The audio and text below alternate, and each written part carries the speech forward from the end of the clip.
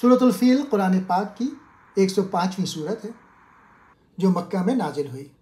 اس صورت میں اللہ تعالیٰ کے ایک عظیم معجزے کا ذکر کیا گیا ہے جب اللہ نے ہاتھیوں کے لشکر کو ہلاک کر دیا تھا۔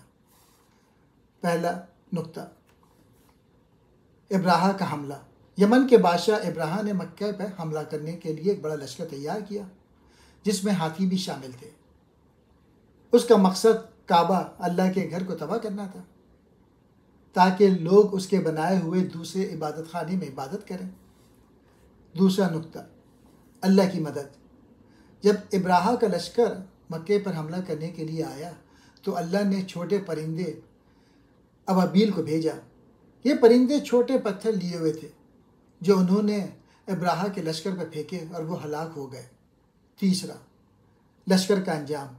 اللہ تعالیٰ فرماتے ہیں کہ وہ طاقتور فوج چبائے ہوئے بھوسے، کھائے ہوئے پتوں کی طرح ہو گئی، یعنی مکمل تباہ ہو گئی۔